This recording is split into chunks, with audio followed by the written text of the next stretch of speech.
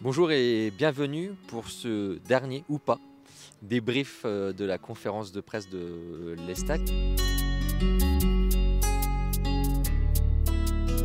Alors pourquoi je dis ou pas? Parce que c'est l'un des enjeux du match contre Annecy ce vendredi au Stade de l'Aube, c'est que l'Estac espère toujours faire rejouer le match contre Valenciennes qui avait été interrompu début mai suite à des lancers de fumigène. Tout le monde se souvient de ce match et David Guillon, l'entraîneur de Troyes, a expliqué tout à l'heure pourquoi il espérait, il estimait même que ce match devait être rejoué. Je vous propose de l'écouter. Dans un premier temps, on va viser cette 16e place avec cette possibilité en effet de rejouer ce match de Valenciennes.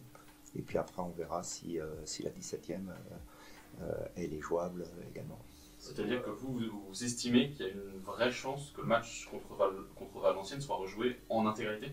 Ah oui, il n'a pas été à son terme, donc évidemment on estime que ce match-là doit être rejoué, parce que je pense qu'avec plus de 10-12 minutes de temps de jeu,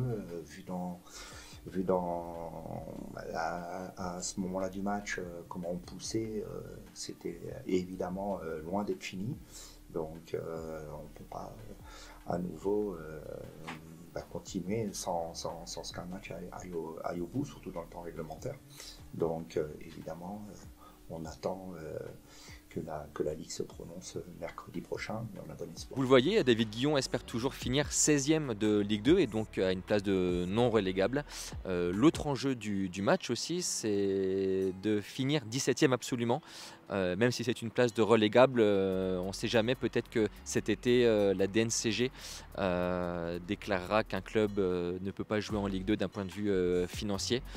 Donc il y a forcément cette idée derrière la tête des Troyens d'espérer un éventuel repêchage cet été, d'où l'importance de ce match contre Annecy, le dernier donc ou pas de la saison au Stade de l'Aube, et un match à huis clos. Ça c'est la dernière particularité de cette rencontre, c'est que la commission de discipline a donc prononcé un huis clos total pour ce match contre Annecy. Donc seules quelques personnes pourront, quelques privilégiés dont nous faisons partie, pourront accéder à ce match. Et voilà, on vous fera vivre cette rencontre en direct sur notre live, sur notre site et bien sûr en après-match.